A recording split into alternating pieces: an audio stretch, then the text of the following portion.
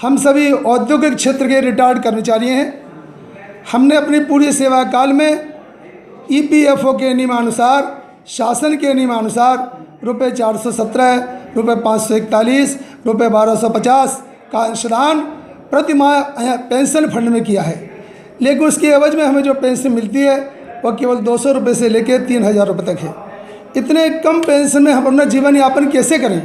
इसी समस्या को लेकर हमारे राष्ट्रीय अध्यक्ष माननीय कमांडर अशोक जी राउत ने पूरे देश का दौरा किया, 27 राज्यों में पेंशनर्स को जोड़ा और अपनी मांग को सरकार तक पहुंचाने का प्रयत्न किया। यह हमारा परम सौभाग्य था कि माननीय सांसद हेमा मालिनी जी के माध्यम से 2 बार प्रधानमंत्री जी ने हमें मुलाकात दी। उन्होंने हमारी बात सुनी, 2 बार आश्वासन दिया, लेकिन अभी भी हमारा काम नहीं हो रहा है।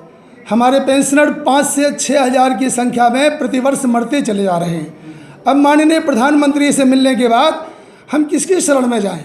इसीलिए हम अपनी आवाज़ को पहुंचाने की कोशिश कर रहे हैं कि सरकार जागरूक हो, क्योंकि हमारे भाई अब जो है अपना आपा भी खोने को तैयार हैं। वो कुछ भी करने के लिए तैयार हैं, मर मिटने को भी तैयार हैं। क्यों कि रोज़ हम व्हाट्सएप देखते हैं, फेसबुक देखते हैं तो हमारे इतने भाई चले गए, हम किसके पास में जाएं? इसीलिए आपके चैनल से माध्यम से हमारा अनुरोध है, प्रधानमंत्री से माननीय प्रार्थना है कि अपनी सरकार की इच्छा शक्ति को जगाएं और हम पेंशनर भाइयों को हमें शीघ्र न्याय दिलाएं। हम सभी पेंशनर्स भाई अपनी लाठी काठी उठाकर इस गोवर्धन पर्वत को उठाने का प्रयत्न कर रहे हैं। EPFO जिसने हमारा सब सत्यानाश कर दिया, इसमें अच्छे प्रावधान थे। EPS 95 स्कीम में बहुत अच्छे प्रावधान थे। इसमें रिटर्न ऑन कैपिटल का प्रावधान था, पूंजी की वापसी का प्रावधान था, इसके बाद में अच्छी पेंशन का प्रावधान था। ये सब अच्छे प्रावधान इस EPFO ने समाप्त कर दिए हैं और हम लोगों को ऐसे स्कीम का ही सत्यानाश कर दिया है। हम गोवर्धन उठा रहे हैं।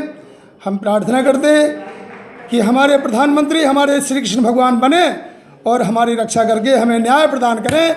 अब हमारे सामने दूसरा कोई चारा नहीं है, इसलिए हम पेंशनर्स भाई अपनी इच्छा शक्ति को जागरूक करने का काम कर रहे हैं। सरकार की इच्छा शक्ति जागरूक हो जाए तो हमारा विषय बहुत छोटा सा है। 6 करोड़ इस योजना में अंशदान करते हैं, 1250 रुपये प्रति माह है। उनका 6 करोड़ लोगों का अंशदान हर महीने का, हर साल का होता है 90,000 करोड़ रुपए। और हमारी जो मांग है कि हमारी जो भिखारी पेंशन है इसको 7,500 प्लस DA किया जाए। मतलब कि केवल 50,000 करोड़ रुपए उसमें से अगर सरकार हमको देती है तो हमारी मांगें पूरी हो जाएंगी। 40,000 करोड़ का अंशदान उनके पास में बचा रहेगा।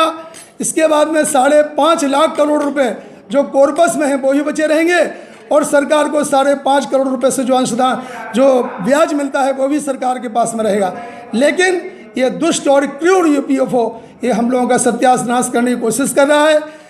उच्च पेंशन के बारे में सुप्रीम कोर्ट के न्याय के अनुसार भी और EPFO के खुद के सर्कुलर के अनुसार भी हमको उच्च पेंशन की सुविधा जो है EPFO नहीं दे रहा है, उससे हमें वंचित कर दिया गया है। मेडिकल की सुविधा हमें किसी प्रकार की नहीं है।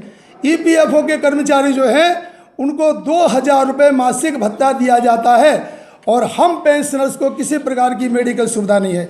इसलिए हम प्रार्थना करते हैं आपके चैनल्स के माध्यम से कि हमारे वृद्ध पेंशनर्स की मांग को माननीय प्रधानमंत्री जी तक पहुँचाएँ, सरकार तक पहुँचाएँ। हमें 7,500 रुपये प्लस महंगाई भत्ता इतने पेंशन मिले जिससे 2 लोगों का जीवन यापन हो सके। उच्च पेंशन के मामले में सुप्रीम कोर्ट के निर्णय के अनुसार हमें हमारी उच्च पेंशन दी जाए, उसकी सुविधा प्रदान की जाए। मेडिकल की सुविधा, फ्री मेडिकल सुविधा हम पति पत्नी को प्रदान की जाए। और जो भाई EPS 95 स्कीम में उनकी सरकार की गलतियों से, EPFO की गलती से जो नहीं जोड़े गए हैं उनको इस स्कीम में जोड़ा जाए।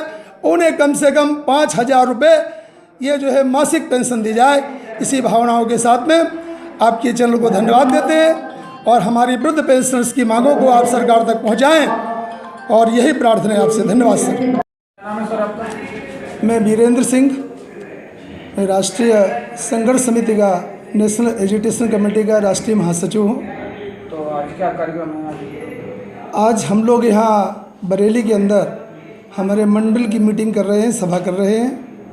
इस सभा के माध्यम से माननीय प्रधानमंत्री जी को हम ये संदेश पहुंचाना चाहते हैं कि उन्होंने 2 बार हमें आशीर्वाद देकर हमारी बात सुनी। उन्होंने आश्वासन दिया था कि हम आपका काम करेंगे, लेकिन दिन प्रतिदिन हमारे लोग मरते चले जा रहे हैं। इसलिए इस सभा के माध्यम से सरकार की इच्छा शक्ति जगे और हमारे भाइयों का काम हो। हम सभी औद्योगिक क्षेत्र के रिटायर्ड कर्मचारी हैं। हमने अपने पूरी सेवा काल में 470 रुपये, 541, 1250 पूरे जीवन भर सेवा काल में अंशदान किया है, लेकिन उसके एवज में हमें जो पेंशन मिलती